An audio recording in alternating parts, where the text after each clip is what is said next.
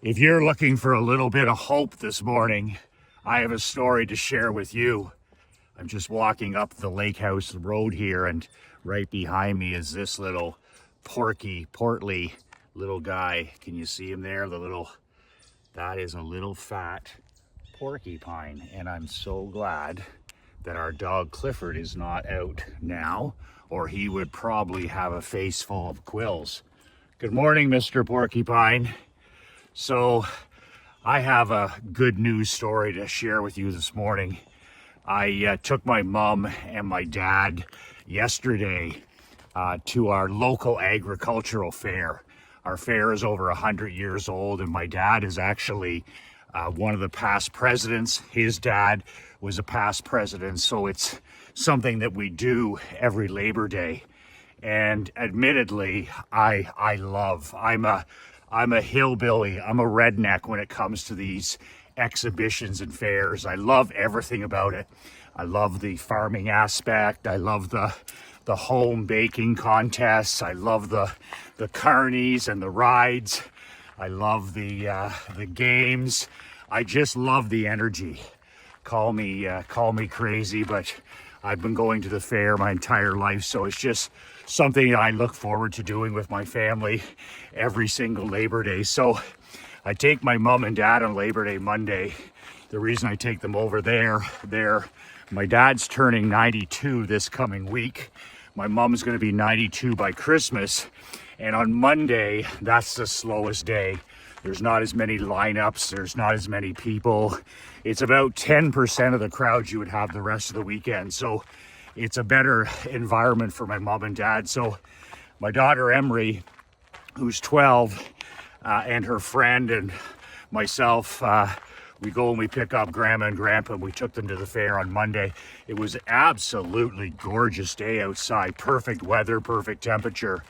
And we walked the fairgrounds, we watched some rides, we played some games. We did a tour of the buildings where my daughter's there's poster contests, baking contests, you name it, all the 4-H stuff, all the farming, tractor pulls, smash up derbies, you name it. But what really resonated with me on Monday was the kindness and the hope that we should still have in humanity. It's amazing when, you're feeling a little bit jaded or a little bit depressed or a little bit anxious about the future. Maybe you're watching too much of this Main Street vomit news. Maybe you're, spending too much time doom scrolling or following politics. And the result is, you're down on things. You're like, like life in 2025 is not what it should be. It's easy to fall into those echo chambers, those toxic radioactive echo chambers, when the reality is, and I tell my students this all the time, I tell my daughter this, I share this with my wife Krista as a constant reminder. We are living in the greatest time in history right now in 2025. That's not my opinion, that's a fact. We are awash in wealth, we are awash in abundance, we are awash in opportunity like never before in history. My parents were born in 1933. That was the start of the Depression. And when I talk to my dad about the last 92 years, he just smiles and says, the good old days, son, are now. The good old days are now. When he was an entrepreneur for 71 years, on a good day, he had the yellow pages or the phone book to start his business. He didn't have the internet. He didn't have computers. He didn't have texting. He didn't have email. He didn't have websites. He didn't have social media. He didn't have AI. He had the yellow pages. He had the telephone, and he had a phone book. So we have to always screw our heads on straight and understand that when you're in these echo chambers, whether you're consuming the fake news, or you're consuming, vomit, toxic politics, or you're spending way too much time on social media, it drags you down. And this is why we've got so many people that are struggling with mental illness. It's because of the echo chambers that they're spending time in. Like, if you don't see the world now as the greatest time in history to be alive, if you don't walk around and say, like Coach Jim Harbaugh has written on his business card, who could possibly have it better than us? Who could possibly have it better than us? If your answer isn't nobody, then you're in the wrong echo chambers. You've got the wrong algorithms in your life, because the fact of the matter is, like my dad says, the good old days are now. So, if you're living in the United States, or you're living in the country of Canada, we've literally won the lottery. We've literally won the lottery in terms of where we were born. And no matter what has happened in these countries now or in the past, if we're born into America or if we're born into Canada, we've literally won the location lottery. So a reminder at the fair this weekend, I'll share with you 3 short little stories that just reminded me of how most people are good. Most people just want to build a life. Most people want to work. Most people want to raise a family. Most people just want to be left alone to, live and build and raise a family. And that 90% of people are good. We've all got our faults. We've all made our mistakes. We've all have our disappointments and failures in our life. But 90% of people, human beings, are at the core genuinely good. And I always say there's 5%, from my studies over the years in psychology, 5% of the population are people that, you've got your psychopaths, you've got your narcissists, you've got your thieves, you've got your liars, you've got your evil 5%. That's it. People that lie, steal, and cheat. Can't be trusted. But that leaves 95% of people that are genuinely good. They have a good heart. Maybe it doesn't always show because they've been through some trauma or some difficult adversities. But at the heel of the hunt, 95% of people are good, and they just want to live a good life. They just want to be able to raise their family and live a life and enjoy themselves and be left alone. So interesting at the fair, getting to my 3 stories.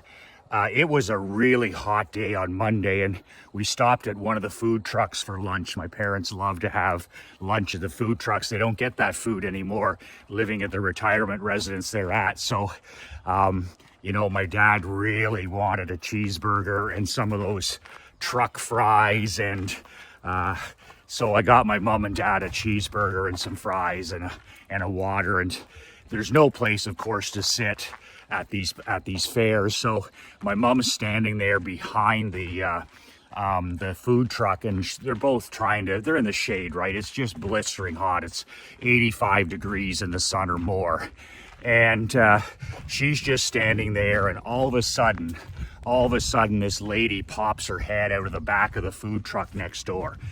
She's in there, she's working in the heat. She's running a fry truck, but she has the time to pop her head out of the back door, to keep the back doors of these things open so that they can at least breathe in them. And the next thing I know, I see this folding chair being handed out the door. So this lady who's running this truck next door, this food truck, has the kindness and the thought to walk out, unfold this chair for my mom so that my mom can sit beside the fry truck behind in the shade and sit down and enjoy her hamburger and her fries. And little things often is what I say. It's not about the grand gestures in a marriage or with your children. You don't impact people with just grand gestures, you know, like Valentine's Day and Christmas and buying big things. And it's little things often that make a man. It's little things often that make a marriage or a relationship with your kids or your employees. Well, this was a little things often. And I was so surprised and impressed. And my mom sat there for 20 minutes instead of standing there. And she got to sit there and enjoy her meal, but just little acts of kindness. And this lady didn't have to interrupt her job. She didn't have to go this bother, but little things often. There's so many good people in this world, brother. So that was example number one of kindness and hope.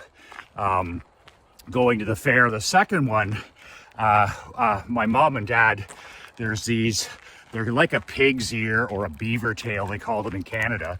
And basically it's just a large pastry covered in cinnamon and brown sugar. They're to die for. I have a beaver tail every year at the fair. Brown sugar, pastry, and cinnamon. So if you like that stuff, these are the best, deep fried. So my dad's like, Michael, I want a beaver tail for dessert. So we walk over to the food truck where they sell them, and I get 2 beaver tails, and my mom and dad the guy hands them to them, and they're hot. They've been deep fried, and there's no napkins or anything around for some reason. Maybe it's the last day, maybe they've run out. And my mom is standing, there's a bunch of kids there. They've got the purple hair, and they've got the earrings, and they've got the cell phones and all this stuff, and just typical teenagers. And my mom's like, she's starting to eat it, and it's messy, and she's like, oh, there's no napkins. And I look around, and there's no napkins at all. And the guy in the food truck, he says, we just ran out of napkins. So there's this kid, he's about 16 years old, and he's standing right beside my mom, and he has a bunch of napkins like this for him and his friends. And he turns to my mom and he goes, here, you can have these.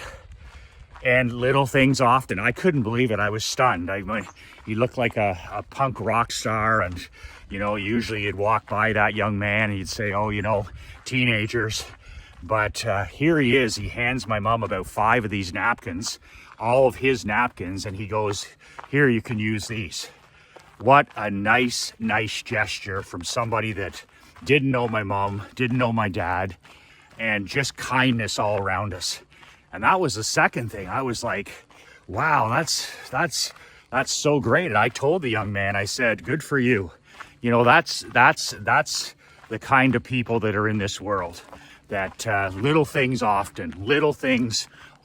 So the kids are all right. We have a lot of challenges and difficulties, like we always do with generations, but from the kids that hang out with my daughter and the kids that I've coached in skating and hockey and I see at school every day, the kids are all right. They're not going to do things the way we did them, but the kids are all right. And there's lots of hope. There's lots of reasons to be bullish and optimistic on our future. So the third example was a taxi driver that we took home. This was actually from our boating trip the day before, and it was with my wife Krista and my daughter Emery. We rented this 51-foot boat for the week, and we cruised up the river. We stayed overnight. We slept on the boat. It was just an amazing week on this massive boat that we rented. So we had to return it on the weekend, and to return it at the harbor, we took a taxi. I haven't taken a taxi in years. And I knew, like, in these small communities, these taxis are, they're dirty and they're grimy. There's a reason they've been replaced by Uber and Lyft and companies like that. And the typical stereotype taxi driver on a holiday Monday, he's bitter and grumpy, and you can tell the guys really had a tough life. So this is what I expected when we got picked up at the marina. It's only going to be a 15-minute ride. So I stopped myself and I said, before I got in the taxi, I knew it was coming. I said, I'm going to connect with whoever this taxi driver is.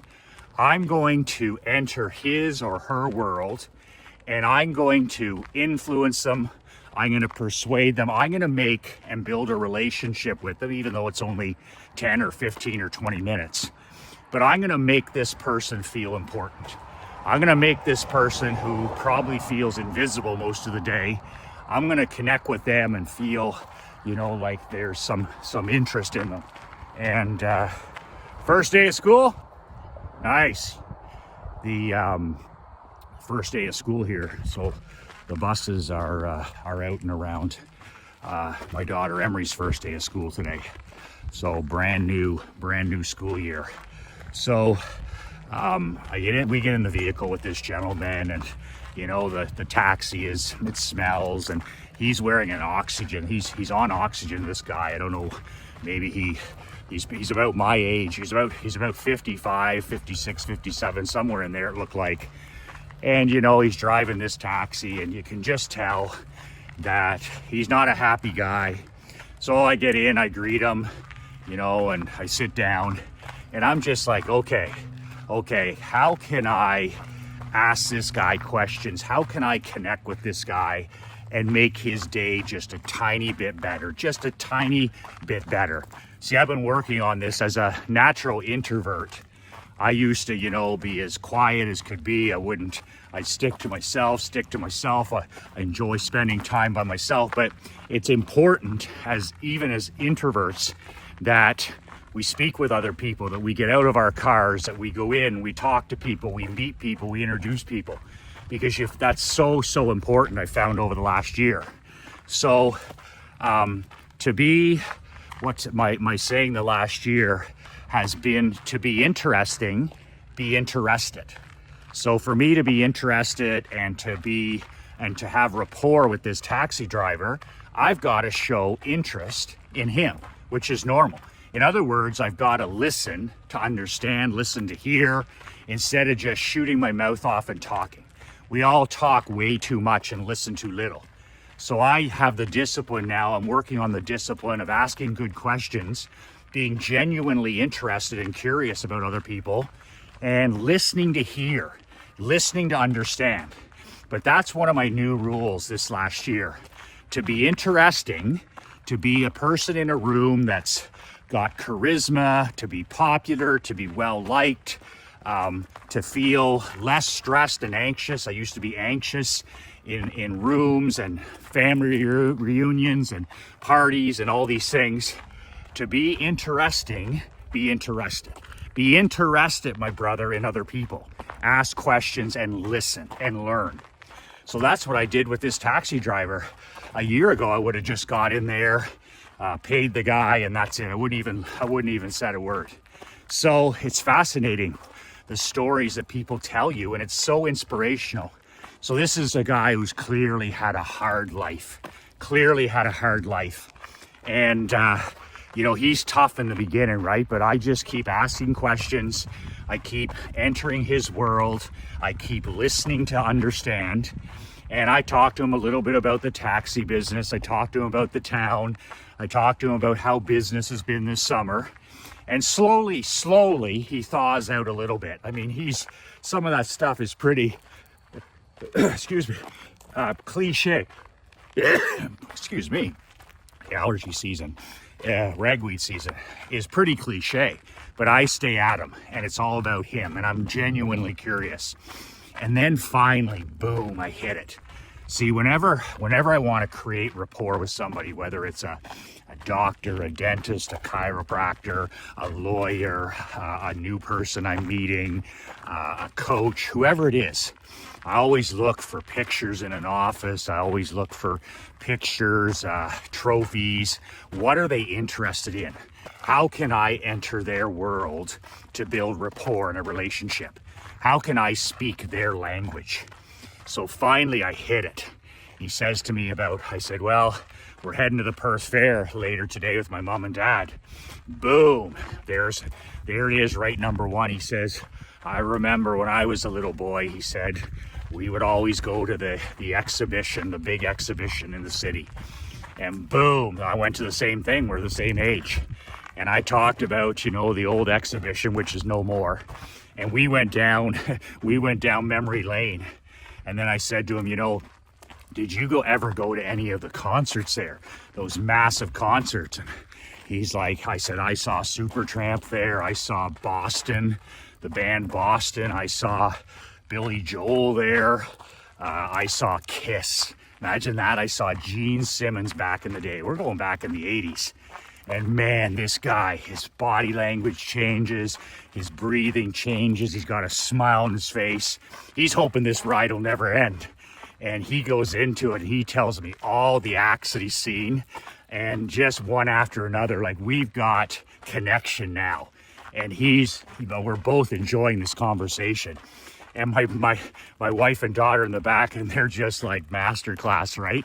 They know what I'm always doing now. Like, I'm always to be interesting, be interested. They know. So I'm connecting with this guy, and then he goes, you live on the water? And I said, oh yeah. I said, we rent a home on the Rideau River. You can take it from Canada right to South Florida. He's like, oh, I know. And I said, you like the water and all? He goes, I love to fish. I don't get to fish very much, but when I was young, I used to love to fish. My dad would take me fishing, and he said I didn't see him much, but when we were together, we'd fish. And I'm like, uh-oh, here we go. We've got Bidford connection number 2. And it was insane. Like, you should have seen him light up. I'm like, okay, because I love fishing. I love deep sea fishing. I love fishing locally. I love fishing in Florida when we live in Naples. And we just talked for 5 minutes about fishing, about the fish and the types of fish and the kinds of fish and all this stuff. And by the time we pulled into our driveway, this guy was like a completely changed man. And admittedly, so was I. Like, how much enjoyment was that instead of sitting there listening to the radio? Like, that was another thing. He was listening to satellite radio on conservative talk when we got in the vehicle. So I'm trying to figure this guy out quickly, right? I'm trying to measure him quickly. And he's listening to what? He's listening to right-wing conservative talk radio. And so now I know, you know, I know what he thinks. I know what his values are. I know what a lot of his principles are. I know what he doesn't believe in. And of course, I'm bang on. So when you're trying to persuade or influence or connect or build rapport, open up your eyes. Look around you. Look around, like the teacher's office or the coach's office or the recruiter's office or the prospect's world. Enter their world, and then you can build rapport. People do business with people they know, like, and trust. They're not buying the insurance policy. They're not buying the watch. They're not buying the golf membership. They're not buying the clothes, you know, because of the product. They want to find somebody they know, like, and trust. And if you get in the habit of listening to understand and hearing people and genuinely, you know, being in the business of hearing people's stories, man, oh man, it's the best marketing and sales you could ever do.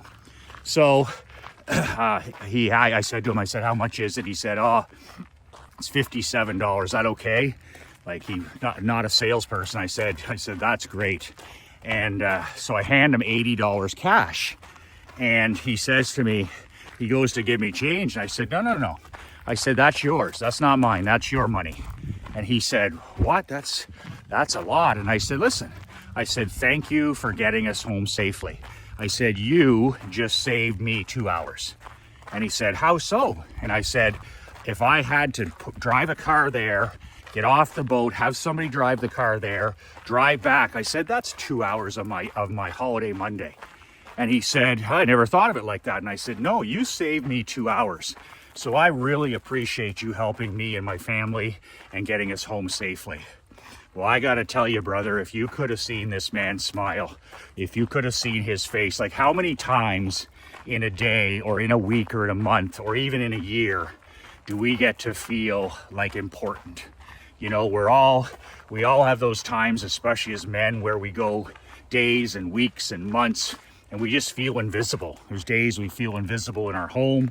We feel invisible as entrepreneurs. We feel invisible as husbands and fathers. And just to see that man, how proud he was, I was like, man, God is good, God is great. And I just had to share it with you. So he was like a changed man, And I don't know what the rest of his day's like.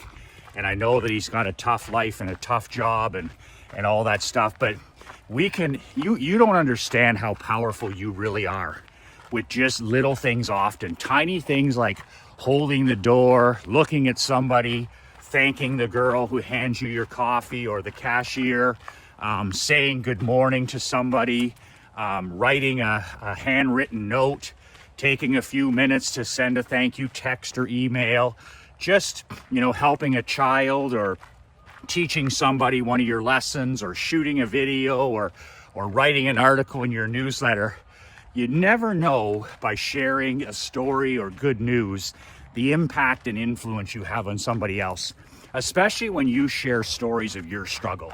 Well, you know what? You listen to a person, you hear, and then you can also share, well, I struggled in that area as well. I had a hard time with that as well, and here's what I did. No preaching, no ranting, no raving, no sermons. Just, you know what? We're all human beings, and I went through the exact same thing. Here's what worked for me. Here's what didn't work. So there's 3 good news stories that happened to me and my family this past Labor Day weekend. If that doesn't give you hope, I don't know what will. Simple bids for connection. There are so many good people in this world. There's so many people that we walk by every day that are invisible to us, who are real life heroes. Our firefighters, our first responders, our doctors, our nurses, our military, our farmers, our police officers, people that, have been called to serve and they're serving and they don't get a lot of recognition. Small business owners, entrepreneurs, moms, dads, and they're just here to serve other people. And when we don't have our eyes open and we have our eyes down doom scrolling, or you're watching the news or watching politics or playing on your phone, you miss these local heroes. You miss these heroes that are all around us. And that, if you need some hope, put your phone down, start talking to people, start introducing yourself, start listening to understand, start listening to hear, and all of a sudden you, my brother, will be filled with more hope. There's never been a better time to be alive. We're living in the greatest time in history. You and I are awash in wealth, abundance, and opportunity like never before. And like my dad says, who could possibly have it better than us? The answer is nobody.